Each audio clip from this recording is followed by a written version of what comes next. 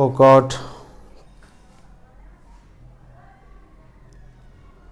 আচ্ছা, আবার মনে হয় ইন্টারনেট কানেকশনের জন্য কোনো কারণে লাইভটা কেটে গেছে। আমি আসলে আমার কোনো ভাষা নেই। গত দিনও এরকম হলো, আজকেও এরকম হলো। আইএসপির সাথেও কথা বললাম, ওরা বললো নেটে প্রবলেম নাই, বাট তারপরও কেন এমন হচ্ছে বুঝতেছি না। আচ্ছা, যারা যারা আসো একটু তোমার বন্ধুদের মেনশন করে দাও। আশা করি যে আর প্রবলেম হবে না। আজকেও 2টা ভাগে ভাগ হয়ে গেল আর কি ক্লাসটা।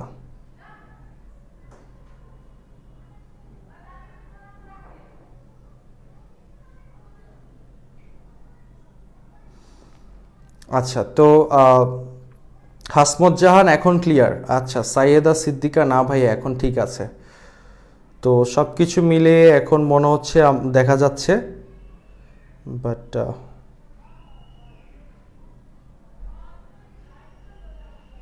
আচ্ছা, জাস্ট 1টা মিনিট একটু সময় দাও। আমি চেষ্টা করতেছি এটাকে আমি হটস্পটের মাধ্যমে চালানো।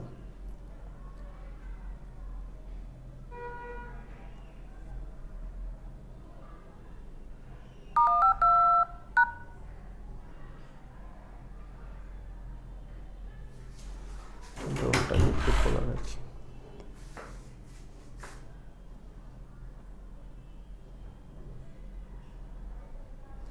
আচ্ছা, এনিওয়েজ এখন কি দেখা যাচ্ছে? 86 জন আবার চলে আসছো, থ্যাংক ইউ সো মাচ ভাই। আসলে এক্সট্রিমলি সরি, মানে আমি এই নেট কেন ডিসকানেক্ট হয়ে যাচ্ছে আমি আসলে জানি না। আমি অনেক চেষ্টা করছি, আইএসপিদের সাথেও কথা বলতেছি। বাংলাদেশে এই একটা প্রবলেম, এগুলা হচ্ছে এরা বললে শুনে না, কোনো কিছু করে না। বাট যাই হোক, এই ওয়াও, রাকিবুল হাসান মুন্না কমেন্টস করেছে যে নেটওয়ার্ক সমস্যা, ঠিক ভাইয়া চলে এসেছে। আচ্ছা Munna, thank you so much. তো যেইখানটায় ছিলাম আমরা, সেটা হচ্ছে যে ব্ল্যাক মার্কারটা নিয়ে আসি। তো এখন এই মেইন ফাংশনের সামনে আমরা কি বসাচ্ছি? Integer, right? সো মেইন ফাংশনের সামনে আমরা ইন্টিজার কেন বসাচ্ছি? কারণ এই মেইন ফাংশনটাকে কে কল করে? অপারেটিং সিস্টেম কল করে। আর এই ফাংশনটা যদি অপারেটিং সিস্টেমকে 1 রিটার্ন করে, 1 মানে কি? ট্রু। 1 যদি রিটার্ন করে, 1 রিটার্ন করলে অপারেটিং সিস্টেম বুঝে কি প্রোগ্রামটা সাকসেসফুলি এক্সিকিউট হয়েছে। এই কারণে আমরা প্রত্যেকটা প্রোগ্রামে মেইন ফাংশনের রিটার্ন টাইপ দিব ইন্টিজার, এবং রিটার্ন ভ্যালু হবে কি? একটা ইন্টিজার। ইন্টিজার মানে কি? ইন্টিজার মানে হচ্ছে পূর্ণ সংখ্যা। ইন্টিজার মানে হচ্ছে পূর্ণ সংখ্যা। হ্যাঁ, পূর্ণ সংখ্যা কি? যেমন 1 একটা পূর্ণ সংখ্যা, 5 একটা পূর্ণ সংখ্যা, 0 একটা পূর্ণ সংখ্যা। সরি, রিটার্ন হবে কি? 0। রিটার্ন 1 হবে না, রিটার্ন হবে কি? 0। রিটার্ন 0 বলতে বোঝাচ্ছে এখানে, রিটার্ন 0 বলতে বোঝাচ্ছে যে এই প্রোগ্রামটা সফলভাবে এক্সিকিউট হয়েছে এবং এক্সিকিউশন টাইমে 0 এরর, এখানে কোনো এরর নেই। ঠিক আছে? তো আমরা সব সময় তোমরা যখন এই সি প্রোগ্রামে প্রোগ্রামিং করবা, একটা প্রোগ্রাম লিখবা, তখন প্রথমে এই প্রোগ্রামের এই যে বেসিক বডিটা আছে না, হ্যাশ ইনক্লুড stdio.h, তারপরে ইন্টিজার মেইন, তারপরে মেইনের ব্র্যাকেট, তারপরে মেইনের ব্লক, রিটার্ন 0, এই জিনিসটাকে রেডি করে ফেলবা। প্রত্যেকটা প্রোগ্রামের জন্য এটা কমন থাকবে তোমাদের। ঠিক আছে? তো প্রত্যেকটা প্রোগ্রামের জন্য এই লেখাটা কমন থাকবে। কি কমন থাকবে? হ্যাশ ইনক্লুড stdio.h, তারপরে ইন্টিজার মেইন ফার্স্ট ব্র্যাকেট, তারপরে হচ্ছে 2টা সেকেন্ড ব্র্যাকেট। এই 2 সেকেন্ড ব্র্যাকেটের মাঝখানে যত কাজ করার আছে, যত প্রোগ্রাম করার আছে সব করবা। সবটা জিনিস করার পরে মনে রাখতে হবে একটা রিটার্ন 0 দিতে হবে। এই পর্যন্ত ক্লিয়ার? এই পর্যন্ত ক্লিয়ার? দেখো, গত ক্লাসের ব্যাপারটা কিন্তু রিভিশন হয়ে গেছে।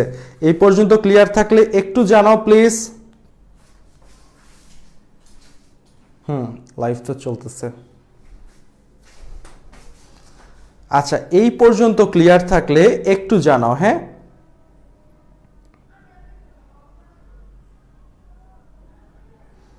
কারো কমেন্টস দেখতে পাচ্ছি না। আচ্ছা, অনেকেই ক্লিয়ার জানাচ্ছ। আমি আসলে খুবই চিন্তায় আছি যে আমি জানি না যে তোমাদের কি ব্লার হয়ে যাচ্ছে কিনা বা কি হয়ে যাচ্ছে কিনা। আমি আমার হার্ট অ্যান্ড সোল চেষ্টা করতেছি। আজকের ক্লাসে যদি এগেইন প্রবলেম করে, তাহলে আমি এটার একটা অল্টারনেট সিস্টেম নিয়ে আসবো ইন্টারনেটের জন্য।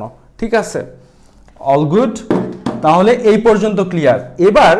এবার আমরা জানবো এই প্রিপ্রসেসর ডিরেক্টিভ। প্রিপ্রসেসর ডিরেক্টিভ কি? প্রিপ্রসেসর ডিরেক্টিভ হচ্ছে যে জিনিসটা প্রিপ্রসেসরকে ডিরেকশন দেয়। দেখো একটা জিনিস, এখন আমি যা বলবো তা খুবই ইম্পর্টেন্ট, ঠিক আছে? আমি টাস্ক ডট সিটাকে একটু এপাশে লিখি।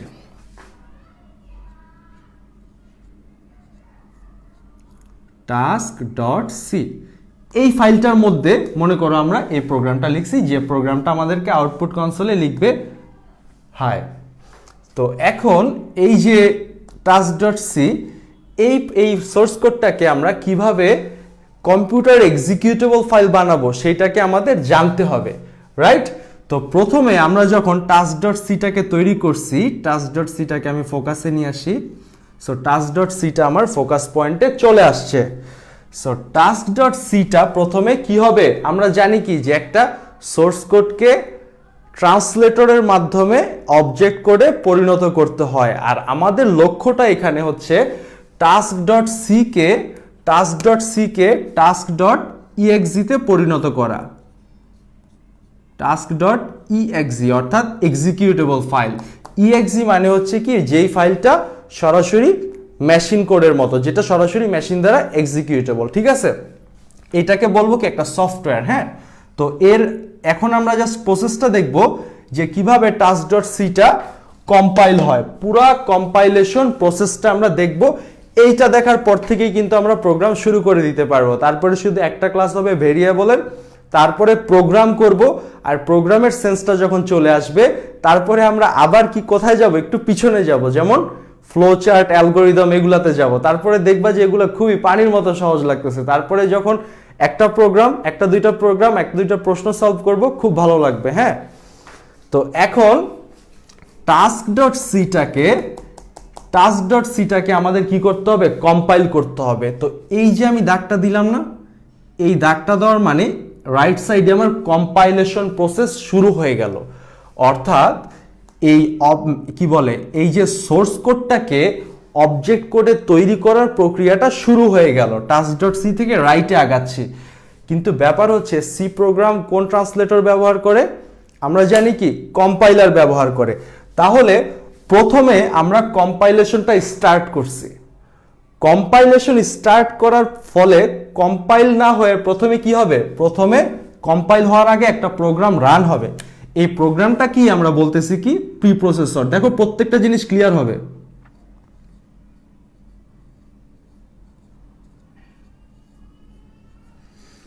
আমরা যখন একটা সোর্স কোডকে অবজেক্ট কোডে পরিণত করতে চাই, আমাদের সেই সোর্স কোডটাকে ট্রান্সলেট করতে হয়। আর সি ল্যাঙ্গুয়েজের একটা সোর্স কোডকে আমরা ট্রান্সলেট করা বলতে বোঝাই কি? কম্পাইল করতে হবে। আমরা যখন কম্পাইল করার চেষ্টা করি, কম্পাইলটা শুরু করি, প্রথমে কম্পাইল না হয়ে কার কাছে যায়? এই পুরা কোডটা প্রিপ্রসেসর ইনপুট হিসেবে নেয়, ঠিক আছে? সো প্রিপ্রসেসরটা কি করে এটা আমরা জানবো। প্রথমে প্রিপ্রসেসরটাকে আমি ফোকাসে আনি। হ্যাঁ, দেখো লাল কালার দিয়ে প্রিপ্রসেসরটাকে আমি ফোকাসে নিয়ে আসছি, কারণ এটা জানাটা খুবই ইম্পর্টেন্ট। প্রিপ্রসেসর একটা প্রোগ্রাম। এই প্রিপ্রসেসরটা কাকে খুঁজে? প্রিপ্রসেসরটা খুঁজে হচ্ছে হ্যাশকে খুঁজে। প্রিপ্রসেসর কাকে খুঁজে? হ্যাশকে খুঁজে। কেন খুঁজে? কারণ হ্যাশ হচ্ছে preprocessor directive. That means প্রিপ্রসেসর directive কি করে? প্রিপ্রসেসরকে নির্দেশনা প্রদান করে, ডাইরেকশন দেয়। কিসের ডাইরেকশন দেয়? এই যে দেখো, হ্যাশ কি করলো? ডাইরেকশন দিল। কি ডাইরেকশন দিল? ইনক্লুড। হ্যাশের পরে কি আছে? ইনক্লুড কি? ইনক্লুড হচ্ছে একটা পপুলার কমান্ড অফ প্রিপ্রসেসর, ঠিক আছে? প্রিপ্রসেসরের একটা পপুলার কমান্ড। তো দ্যাট মিনস হ্যাশ হচ্ছে ডাইরেকশন দিচ্ছে। কি ডাইরেকশন দিচ্ছে? যে তুমি ইনক্লুড করো। কাকে ইনক্লুড করো? stdio.h হেডার ফাইলকে ইনক্লুড করো। তখন প্রিপ্রসেসর কি করে জানো?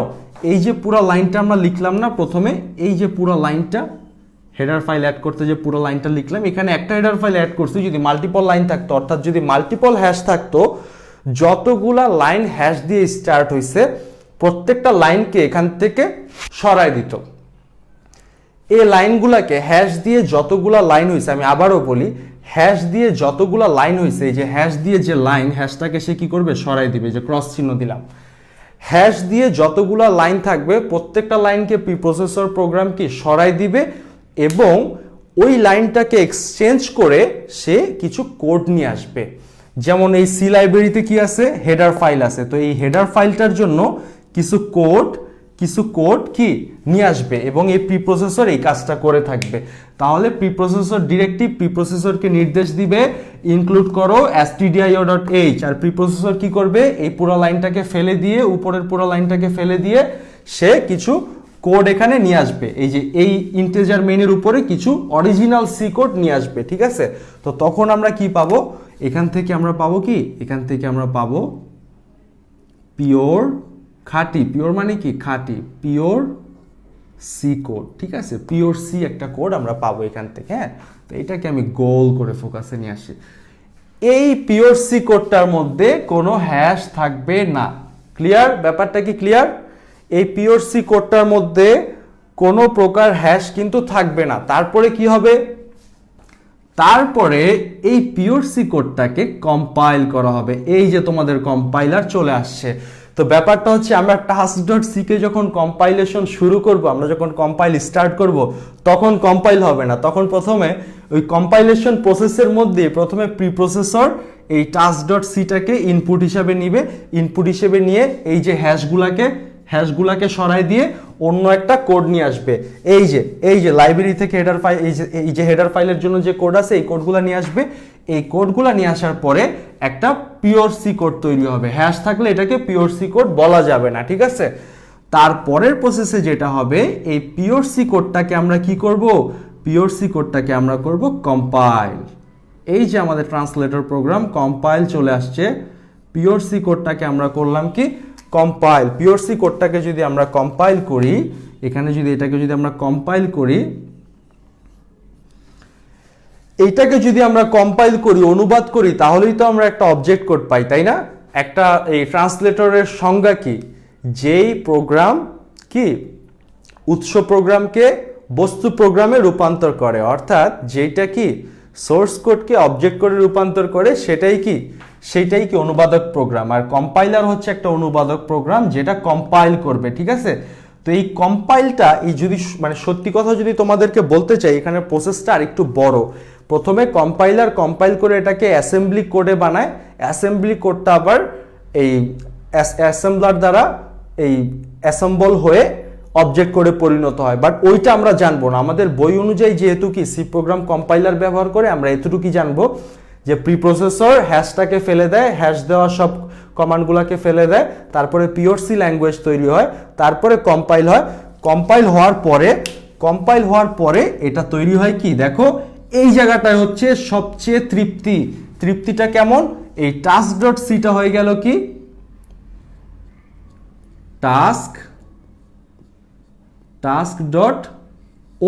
task.o অথবা task.obj। ও বলতে কি বোঝাচ্ছে, অবজেক্ট। ও হচ্ছে অবজেক্ট ফাইলের এক্সটেনশন, ঠিক আছে। তাহলে task.c-টা হয়ে গেল আমার অবজেক্ট ফাইল। এই পর্যন্ত কি ক্লিয়ার?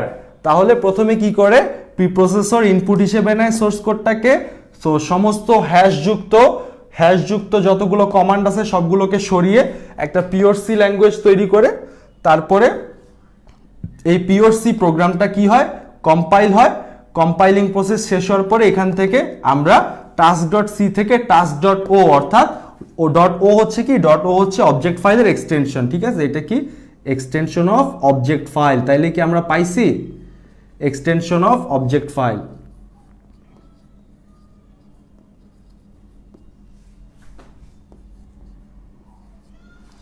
আচ্ছা, এতটুকু পর্যন্ত যারা বুঝছো তাদের সবাইকে আমি অনেক ধন্যবাদ জানাই, কারণ তোমরা যারা এই জিনিসগুলো মনে রাখতে পারবা তারা তো তোমরা আইসিটিতে ভালো করবাই। ইভেন ইন রিয়েল লাইফ তোমরা যখন প্রোগ্রামিং করবা, তোমাদের মধ্যে যে একটা স্ট্রেংথ থাকবে প্রোগ্রামটাকে বুঝার, সেটা প্রথম থেকেই কি বেসিকটা স্ট্রং থাকবে। আচ্ছা, তো এখন আচ্ছা লাইভটা কি চলতেছে? নেটটা অনেক বাজে। হ্যাঁ, লাইভ চলতেছে। সো এবার এবার এখানে একটা মজার বিষয় হচ্ছে টাস্ক ডট ওটা কি, টাস্ক ডট ওটা হচ্ছে অবজেক্ট ফাইল। অবজেক্ট ফাইলটাকে কি কোনো সফটওয়্যার বলা যেতে পারে? অবজেক্ট ফাইলটাকে কোনো সফটওয়্যার বলা যেতে পারে না। অবজেক্ট ফাইলটাকে আবার কি করতে হবে, লিঙ্কার আরেকটা প্রোগ্রাম আছে যেটাকে বলে হচ্ছে লিঙ্কার। লিঙ্কার মানে লিঙ্ক করে, লিঙ্ক মানে কি একটা কি সংযোগ। তো এই লিঙ্কার কি করে, একটা অনেক সময় এক বড় প্রোগ্রামের ক্ষেত্রে মাল্টিপল অবজেক্ট ফাইল তৈরি হতে পারে, ঠিক আছে? তো তখন কি এই মাল্টিপল অবজেক্ট ফাইলগুলোকে একত্রিত করে, এবং এটা তো একটা কাজ, কিন্তু লিঙ্কারের মেইন কাজটা কি জানো? মেইন কাজটা হচ্ছে এই যে আমরা হেডার ফাইলটাকে ইনক্লুড করলাম না, এই হেডার ফাইলের জন্য কতগুলো লাইব্রেরি ফাংশন আছে না, এই লাইব্রেরি ফাংশনের জন্য যে লাইব্রেরি ফাইলগুলো তো লাগবে, এই যে ফাংশনগুলো আছে এগুলোর জন্য তো ফাইল লাগবে, রাইট? একটা ফাইল থেকেই তো এগুলো আসবে। এই যে আমরা প্রিন্টএফটাকে ব্যবহার করতেছি, প্রিন্টএফটাকে কিন্তু আমরা ডিরেক্টলি ব্যবহার করে দিচ্ছি, কিন্তু এই প্রিন্টএফটা তৈরি করতে কিন্তু অনেক অনেক লাইন কোড লিখতে হয়েছে, রাইট? তো ব্যাপারটা হচ্ছে এই যে লাইব্রেরি ফাইলগুলোকে অবজেক্ট ফাইলের সাথে লিঙ্ক করে, লাইব্রেরি ফাইলগুলোকে অবজেক্ট ফাইলের সাথে লিঙ্ক করে সে বানাবে কি, এখানে হচ্ছে একেবারে 100% তৃপ্তি পাবো এখন আমরা। তখন আমাদের টাস্ক ডট সি হয়ে যাবে কি, টাস্ক ডট ইএক্সই, টাস্ক ডট ইএক্সই। আচ্ছা, লাইভটা কি চলে গেছে?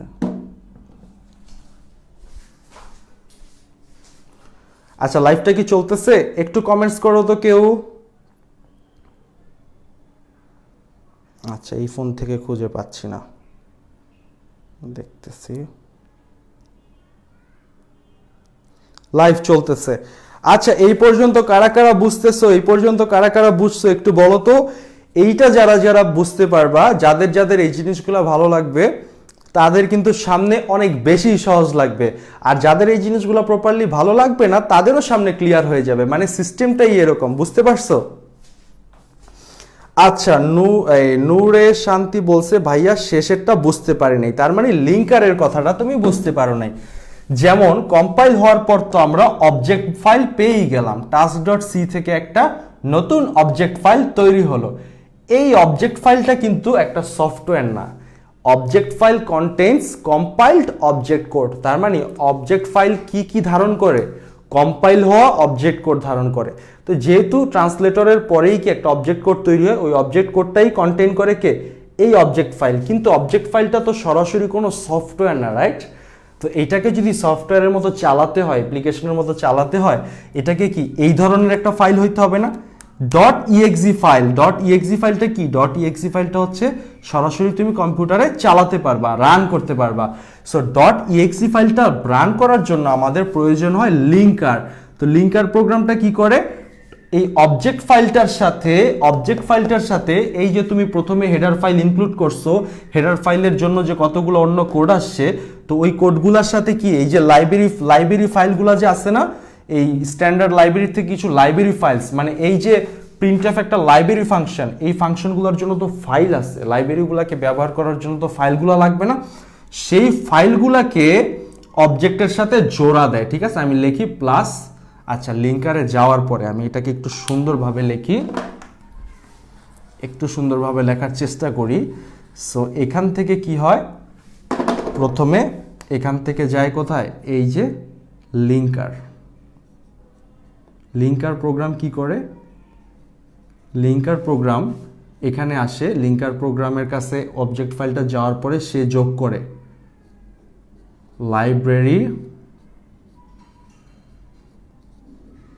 Library files plus object code, মানে এই দুইটা লিঙ্ক করে। যোগ বলতে আবার বুঝো না যে ম্যাথমেটিক্যাল যোগ, ঠিক আছে? এগুলা কিন্তু খুবই সেন্সিটিভ, বলার সময় কিন্তু খুব সেন্সিটিভ, বোঝার সময় অনেক কিছুই করা যায়। তো লিঙ্কার কি করে, লিঙ্কার হচ্ছে এই যে যোগফলটা লিঙ্ক করে। এই লিঙ্ক করার পরে কি তৈরি হয়, লিঙ্ক করার পরেই একটা টাস্ক ডট ইএক্সি ফাইল তৈরি হয়। আর এই ইএক্সি ফাইলটাই কি, ইএক্সি ফাইলটা কি আমরা বলতে পারি, ইএক্সি ফাইলটা কি আমরা বলতে পারি কি একটা সফটওয়্যার, ঠিক আছে? সফটওয়্যারের সাথে তুলনা করা যেতে পারে। সো এইটাকে আমরা যখন প্র্যাকটিক্যাল করব আগামী দিন, প্র্যাকটিক্যাল করলে কিন্তু আমরা এই ইএক্সি ফাইলটাকে ক্লিক করলে কিন্তু আমাদের প্রোগ্রাম চলা শুরু হয়ে যাবে, ঠিক আছে? তো এই পর্যন্ত কারা কারা বুঝছো একটু দেখি, আমার মেধাবী শিক্ষার্থী বন্ধুরা দেখি কারা কারা এতটুকু বুঝছো।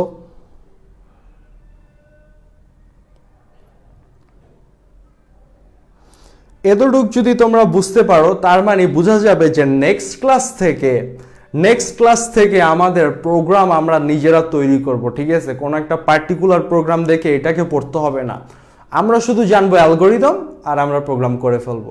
খাতা হোক, ল্যাপটপ হোক, যে কোনো ডিভাইস হোক, মোবাইল হোক, এবং আমি প্র্যাকটিক্যাল ক্লাস বিভিন্নভাবে নিব। যেমন আমি তোমাদেরকে কম্পিউটারেও নিব, আমার অ্যান্ড্রয়েড একটা ট্যাবলেট ব্যবহার করে নেওয়ার ইচ্ছা আছে, কারণ তোমাদের তো অনেকে অ্যান্ড্রয়েড মোবাইল চালাও, তো আমি দেখাবো কিভাবে শুধু ইন্টারনেট সংযোগ থাকলে কোনো প্রকার অ্যাপ্লিকেশন ডাউনলোড না করেও খুব সুন্দরভাবে আমরা প্রোগ্রাম করতে পারবো এবং প্রোগ্রামটাকে সেভ করতে পারবো। আচ্ছা ইমরান, বুঝছি, ক্লিয়ার, ওকে। সারাফি কোপাই দিব আজকে, নো ওয়ারিস ভাইয়া। এখানে স্বপন দাস, আন্ডারস্টুড। আচ্ছা সামারি করবেন প্লিজ জয়া। অফকোর্স সামারি করার জন্যই তো আসি আমি। দেখো আমি একটু ক্লিয়ার করি। দেখো অবজেক্ট ফাইল আর এই জিনিসটা লেখাটা বেশি বিচ্ছিরি দেখা যাচ্ছে, লেখা বিচ্ছিরি দেখা গেলে হয় কি জানো, পড়াটা না বোঝা যায় না। তো আমি এখন এই ব্যাপারটার একটু সুন্দর করে লেখা তারপরে সামারিটা করি, এই জন্য আমার একটু ছোট করে লিখতে হবে। সো নাও কম্পাইল হওয়ার পরে আমরা কি পেয়েছি, আমাদের ছিল task.c, এখন আমরা পেয়ে গেছি task.o। .o হচ্ছে অবজেক্ট ফাইলের এক্সটেনশন, .o এর জায়গায় obj-ও থাকতে পারে, .obj-ও থাকতে পারে। সো .o হচ্ছে অবজেক্ট ফাইলের এক্সটেনশন, মনে রাখতে হবে। .c হচ্ছে c ফাইলের এক্সটেনশন, .h হচ্ছে হেডার ফাইলের এক্সটেনশন। এগুলো একেবারে মনে রাখতে হবে, ঠিক আছে? খুবই বেসিক জিনিস।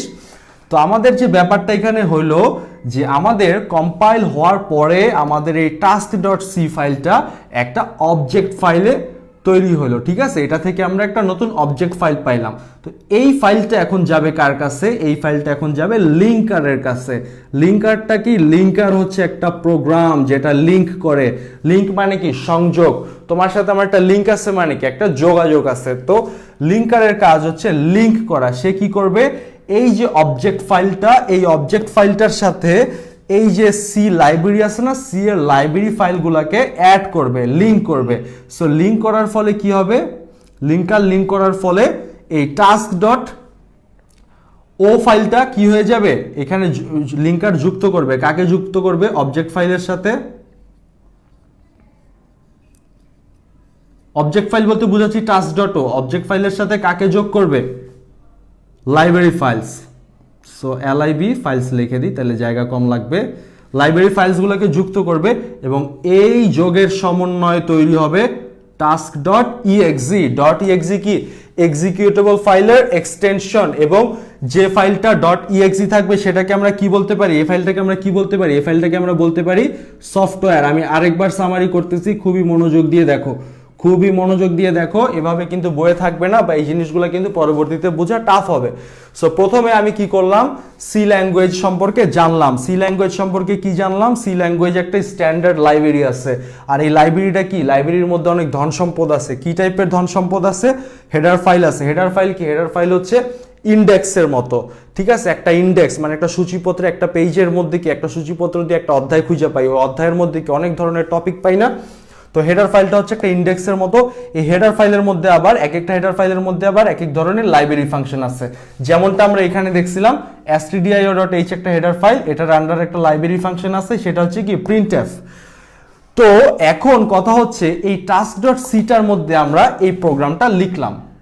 Include stdio.h header file include করলাম, ইন্টিজার মেইন ফাংশন দিলাম, ইন্টিজার হচ্ছে মেইন ফাংশনের রিটার্ন টাইপ, তাই বডির ভিতরে লাস্টে রিটার্ন 0 দিলাম, একটা ইন্টিজার রিটার্ন করলাম। রিটার্ন 0 মানে কি? রিটার্ন 0 মানে প্রোগ্রামটা সাকসেসফুলি এক্সিকিউটেড হয়েছে, ঠিক আছে? সাকসেসফুলি এক্সিকিউটেড হয়েছে। তো এখন আমার ফাইলটা তো খুব সুন্দরভাবেই বানাইলাম, কিন্তু এখন এটারে যদি একটা সফটওয়্যার বানাইতে হয়, এটা তো একটা অবজেক্ট ফাইল, ঠিক আছে? সরি, এটা তো একটা সোর্স ফাইল। সোর্স ফাইলটার একটা সফটওয়্যার বানাইতে হবে না? তো সোর্স ফাইলটারে সফটওয়্যার বানাইতে গেলে কি করতে হবে? কম্পাইল করতে হবে। সি প্রোগ্রামের জন্য কি কম্পাইল করতে হবে। যেই আমি কম্পাইলটা শুরু করলাম, প্রথমে কি হলো, প্রি প্রসেসর প্রোগ্রামটা রান হলো। সো প্রি প্রসেসর প্রোগ্রামটা কি করলো, এই পুরো সোর্স কোডটাকে ইনপুট হিসেবে নিল। ইনপুট হিসেবে নিয়ে কি করলো, দেখলো কোন কোন জায়গায় হ্যাশ আছে, অর্থাৎ প্রি প্রসেসর ডিরেক্টিভ আছে। ডিরেক্টিভ কি করে, ডিরেকশন দেয়। কাকে ডিরেকশন দেয়? প্রি প্রসেসরকে ডিরেকশন দেয়। বলে যে হ্যাশ দেওয়া যতগুলো কমান্ড আছে সেগুলোকে বাস্তবায়ন করো। যেমন হ্যাশের পরে ইনক্লুড কি একটা কমান্ড, একটা জনপ্রিয় কমান্ড। এই কমান্ডটা হওয়ার পরে মানে কি, যে হেডার ফাইলটাকে এখন অ্যাড করতে হবে। তো প্রি প্রসেসর কি করে, ওই হ্যাশ দেওয়া এই লাইনটাকে কেটে দেয়। এই যে দেখো ক্রস দিছি, এই লাইনটাকে কেটে দেওয়ার পরে এখানে অন্য কিছু কোড নিয়ে আসে।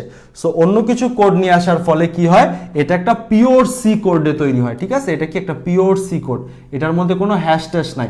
এই পিওর সি কোডটা কি হয়, কম্পাইল হয়। কম্পাইল হওয়ার পরে কি হয়, কম্পাইল হওয়ার পরে সোর্স ফাইল হয়ে যায় অবজেক্ট ফাইল। এর জন্য কি ডট ও হচ্ছে এটার এক্সটেনশন। সোর্স ফাইল হয়ে যায় অবজেক্ট ফাইল। এই অবজেক্ট ফাইলটা আবার কোথায় যায়, লিঙ্কারের কাছে যায়। লিঙ্কারের কাজই হচ্ছে লিঙ্ক করা। সে কাকে লিঙ্ক করে, এই টাস্ক ডট ও এই অবজেক্ট ফাইলটাকে কয়েকটা লাইব্রেরি ফাইলের সাথে লিঙ্ক করে। লিঙ্ক করার পরে এটারে বানায় ফেলে কি task dot exe file. So task dot exe file হচ্ছে সরাসরি মেশিন দ্বারা এক্সিকিউটেবল। সো এটাকে আমরা বলতে পারি এটা একটা সফটওয়্যার। সো এতক্ষণে তোমাদের সাথে ক্লাসের মধ্যে আমি একটা সফটওয়্যার তৈরি করে ফেলছি, কিন্তু হোয়াইট বোর্ডে করছি তাই চালাইতে পারতেছি না। কম্পিউটারে যখন করব তখন কিন্তু চালাইতে পারবো। তো এখন তোমরা একটু বলো যে আর কি কোনো প্রবলেম আছে কিনা এই টপিকে।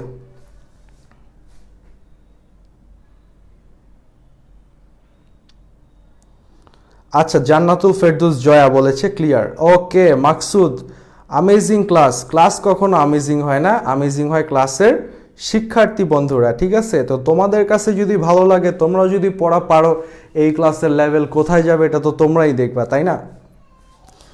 তো এখন কথা হচ্ছে, এই পর্যন্ত যদি বুঝে থাকি, আমি এখন এই পর্যন্ত পুরো মুছে দিব। মুছে দিয়ে আমি তোমাদেরকে কয়েকটা প্রশ্ন করব। তোমরা কি ready? Okay clear. Okay Taifur, no problem ভাই, অল ক্লিয়ার। এই যে এতদিন বিগত দিনগুলা ক্লাসগুলো তোমরা কষ্ট করে করছো না, আজকে এই পর্যন্ত আসছো না? এই পর্যন্ত আসছো মানে কি, মানে এখন তোমরা রেডি। তোমরা তোমাদের ফিটনেস এখন ওকে, এখন শুধু ক্রিকেট খেলার মাঠে নামবা আর 6 মারবা। বাট তার আগে এখন আর কিছু নীতিমালা জানতে হবে, যেমন আমাদের ভেরিয়েবলটা সম্পর্কে একটা ধারণা লাগবে। আর নেক্সট ক্লাসে যেটা করতে যাচ্ছি, যে এমনি তো নেট অনেক প্রবলেম করে, ক্লাস তো হঠাৎ হঠাৎ কেটে যায়। তো নেক্সট ক্লাসে আমি প্ল্যান করেছি যে প্রথম 40 to 50 মিনিটস আমাদের থিওরি ক্লাস হবে, রিভিশন হবে, আমরা ল্যাবে কি করব সেগুলো নিয়ে কথা হবে। তারপরে 30 মিনিটস আমরা তোমাদের সাথে মিলে ল্যাব ক্লাসটা কিন্তু করব। ওকে সবাই রেডি? তাহলে আমি এখন মুছে দেই পুরো জিনিসটা। যা পড়াইছি তার মধ্যে থেকে প্রশ্ন করব। আমার কাজ হচ্ছে এখন এনশিওর করা যে এতটুকু তোমরা বুঝো কিনা। এতটুকু যদি তোমরা বোঝো, সামনে আগাইতে খুবই মজা হবে। তখন এই বেসিক জিনিসগুলো নিয়ে কথা বলা লাগবে না, তখন যে টার্ম বলবো সে টার্মই বুঝবা। সো আমি মুছে দেই পুরো বোর্ড।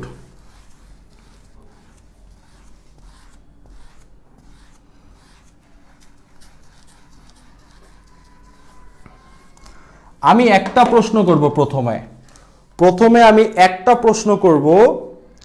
আমার যেই ছোট ভাই বা যেই ছোট বোন এই প্রশ্নের উত্তরটা সুন্দরভাবে লিখতে পারবে 1 থেকে 2 লাইন বা 3 লাইনের মধ্যে, আমি বুঝবো সে আসলেই বুঝছে এবং সে সামনেও বুঝবে। তো আমার প্রশ্নটা হচ্ছে, তোমরা আমাকে বলো যে প্রিপ্রসেসর কি করে এবং প্রিপ্রসেসর ডিরেক্টিভ কি করে। প্লিজ, প্রিপ্রসেসর ডিরেক্টিভ কি করে, প্রিপ্রসেসর কি করে ডিউরিং দ্য কম্পাইলেশন প্রসেস। একটা সোর্স কোড কম্পাইল হওয়ার সময় প্রিপ্রসেসর ডিরেক্টিভ কি করে, প্রিপ্রসেসর কি করে। জাস্ট এই জিনিসটা তোমার ভাষায় যেভাবে হোক তুমি যদি লিখতে পারো, তাহলে বোঝা যাবে তুমি আজকে আসলেও অনেক কিছু বুঝছো। আচ্ছা, সুহাদা আক্তার একটা চমৎকার উত্তর দিয়েছে, বাকিরা দেখি কি বলে।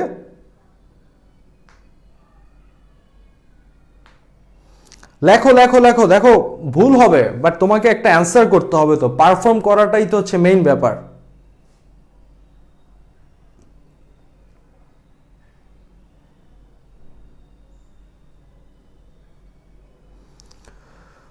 সুহাদা প্রথমে একটা উত্তর দিয়েছিল পিওর সি তৈরি করে। সুহাদা তোমাকে অনেক ধন্যবাদ, তুমি চেষ্টা করছো। কিন্তু কিছু দূর পরেই সাইয়েবা সিদ্দিক একটা চমৎকার উত্তর দিছে, সেটা হচ্ছে preprocessor directive directs the preprocessor program. Excellent answer. Preprocessor directive কি করে? প্রিপ্রসেসর প্রোগ্রামকে নির্দেশ দেয়। ঠিক আছে, প্রিপ্রসেসর প্রোগ্রামকে নির্দেশ দেয়। কিন্তু সাইয়েবা তুমি কিন্তু প্রিপ্রসেসর ডিরেক্টিভ সম্পর্কে বলছো, প্রিপ্রসেসর কি করে সেটাও একটু বলো।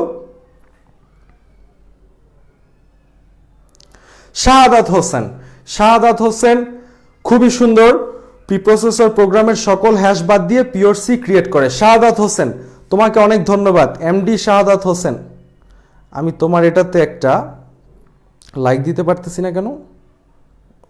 আচ্ছা, শাহাদাত হোসেন তোমাকে অনেক ধন্যবাদ। আচ্ছা, ওবায়দুল হক পিওর সি তৈরি করে, preprocessor is an initial phase to process text before compilation. হ্যাঁ, তীর্থ চৌধুরী দারুণ লিখেছ। আচ্ছা, তোমরা গুগল থেকে কপি করবা না কিন্তু, যেটা বুঝবা নিজে থেকে লিখবা।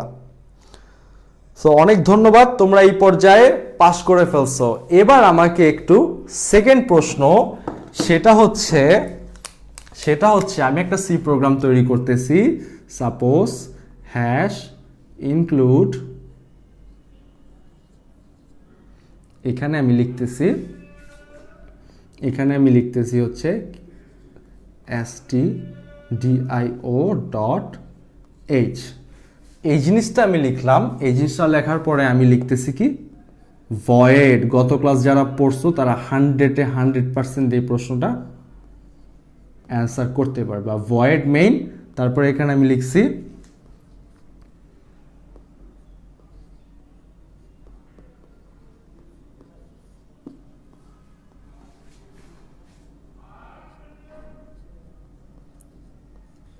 find the error। সো আমি এই প্রোগ্রামটায় কি কি ভুল করছি তোমরা আমাকে পাঠাও তো। আমি এই প্রোগ্রামটায় কি কি ভুল করছি তোমরা পাঠাও। এখান থেকেই বের হয়ে যাবে আমাদের প্রোগ্রাম। আমি এই প্রোগ্রামটায় কি কি ভুল করছি এখান থেকেই বের হয়ে যাবে আমাদের প্রোগ্রামার।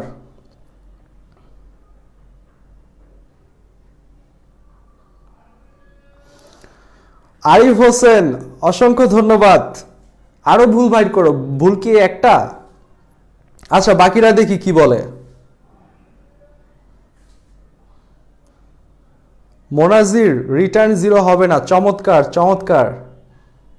আচ্ছা, তাইফুর বের করছে কি সেমিকোলন নাই। হ্যাঁ, এটা হচ্ছে সেকেন্ড। তাহলে এই প্রোগ্রামে এই দুইটা ভুল আছে। দেখো এই প্রোগ্রামে এই দুইটা ভুল আছে। একটা হচ্ছে এই যে একটা স্টেটমেন্ট দিলাম প্রিন্ট স্টেটমেন্ট, এটা তো একটা স্টেটমেন্ট, সো স্টেটমেন্টটাকে ক্লোজ করে নেয়। একটা স্টেটমেন্ট ক্লোজ করার জন্য ব্যবহার করা হয় সেমিকোলন। আর দ্বিতীয়ত হচ্ছে আমার ফাংশনের রিটার্ন টাইপ হচ্ছে ভয়েড।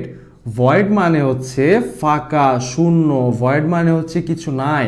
তাইলে মেইন ফাংশনের রিটার্ন টাইপ যদি ভয়েড হয় তাহলে সেই প্রোগ্রাম কিভাবে রিটার্ন করবে? সেই প্রোগ্রামের কোনো রিটার্ন থাকবে না। ঠিক আছে, সেই প্রোগ্রামের কোনো রিটার্ন থাকবে না। ইদার এভাবে করতে হবে অথবা যেটা করতে হবে সেটা হচ্ছে ইন্টিজার দিতে হবে। ইন্টিজার হচ্ছে রিটার্ন টাইপ হবে। ইন্টিজার রিটার্ন টাইপ মানে কি একটা পূর্ণ সংখ্যা রিটার্ন করবে। তো 0 কি একটা পূর্ণ সংখ্যা না? 0 কিন্তু একটা পূর্ণ সংখ্যা। 0.5 হচ্ছে পূর্ণ সংখ্যা না, 0.9 হচ্ছে পূর্ণ সংখ্যা না, বাট 0 কিন্তু একটা পূর্ণ সংখ্যা। সো যখন আমার মেইন ফাংশনের রিটার্ন টাইপ ইন্টিজার থাকবে তখন আমার রিটার্ন করতে হবে কি 0। এবার তোমাদের কাছে আমার নেক্সট প্রশ্ন, return 0। Return 0 main function operating সিস্টেমকে যদি 0 রিটার্ন করে তাহলে অপারেটিং সিস্টেম কি বুঝবে? প্রোগ্রামটা সফলভাবে এক্সিকিউটেড হয়েছে নাকি হয় নাই? Please quick answer.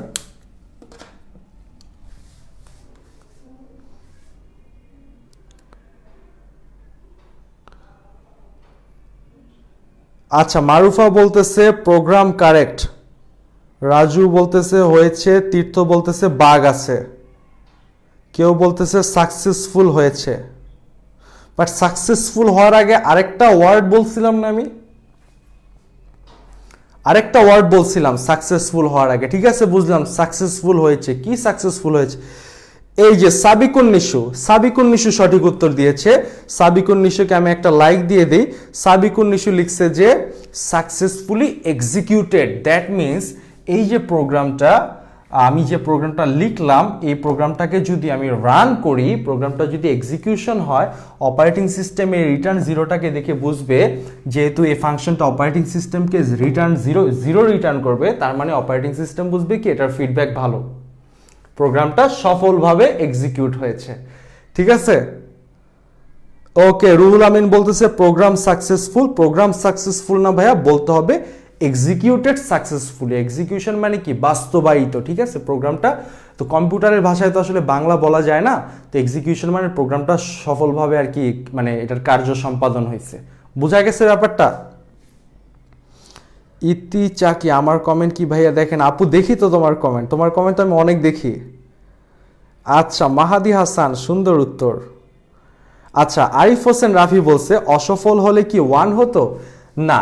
এখানে এই জিনিসটা মাথায় রাখতে হবে যে সি ল্যাঙ্গুয়েজের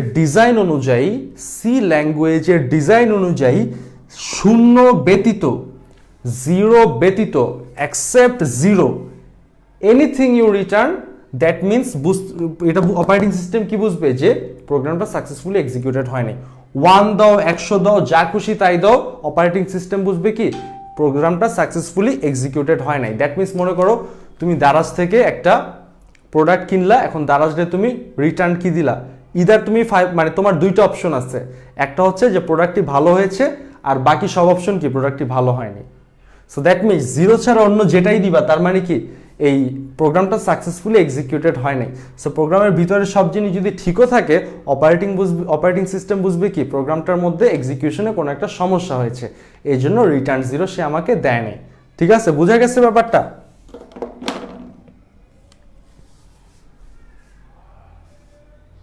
আচ্ছা, তামিম ইসলামের কমেন্ট কখন করছে সেভ হলো না। তামিম, নো ওয়ারিজ ভাইয়া, বেটার লাক নেক্সট টাইম। আচ্ছা, নিয়ামুল ঢালি প্রশ্ন করছে ভয়েড মেইন হলে রিটার্ন জিরো হবে না কেন? ভাইয়া দেখো, মেইন ফাংশনের টাইপ, মেইনের আগে যেটা থাকবে সেটা হচ্ছে মেইন ফাংশনের টাইপ। মেইনের আগে যা থাকবে তা হলো মেইন ফাংশনের টাইপ, এবং এটাকে বলা যায় রিটার্ন টাইপ। সো আমি আগেও বলছি ভয়েড মানে কি, ভয়েড শব্দটার অর্থই হচ্ছে ফাঁকা। তো একটা জিনিসের রিটার্ন টাইপ যদি ফাঁকা বা শূন্য থাকে, মানে শূন্য বলতে খালি, এই শূন্য না, ইন্টিজার শূন্য না, মানে ভয়েড মানে ফাঁকা, তার মানে এই মেইন ফাংশনটার যদি রিটার্ন টাইপ ভয়েড থাকে তার মানে বুঝাই যাচ্ছে এই ফাংশনটা কোনো কিছু রিটার্ন করতে পারবে না। সো তুমি যদি গায়ের জোরে এখানে রিটার্ন জিরো রাখো এটা ভুল হবে। ঠিক আছে, যখনই আমি ভয়েড দিচ্ছি তখনই আমি কি রিটার্ন জিরো দিচ্ছি না। কিন্তু দ্য প্রবলেম ইজ তুমি যদি ভয়েড মেইন দিয়ে প্রোগ্রাম করো, প্রোগ্রামটি কি রান হবে, কিন্তু ওই যে বললাম সি ল্যাঙ্গুয়েজের ডেফিনেশন অনুযায়ী মেইন ফাংশন সব সময় অপারেটিং সিস্টেমকে জিরো রিটার্ন করবে, এবং জিরো রিটার্ন দ্বারা সে বুঝবে এক্সিকিউশন টাইমে কোনো এরর নেই, জিরো এরর। ঠিক আছে, জিরো এরর। ঠিক আছে, ব্যাপারটা কি ক্লিয়ার কিনা? আর কার প্রশ্ন আছে দেখি। ওকে, এই যে মাহাদি হাসান উত্তর দিয়ে দিল, ভয়েড মিন্স নো রিটার্ন। আচ্ছা ঠিক আছে, তো আমাদের এখন বাজে কয়টা? 8:57 বাজতেছে। তো দ্যাট মিন্স আজকে আরেকটা দুইটা প্রশ্ন করি, তারপরে ছেড়ে দিই তোমাদেরকে। তো এবার আমার প্রশ্ন হলো, আমি একটা প্রোগ্রাম লিখলাম,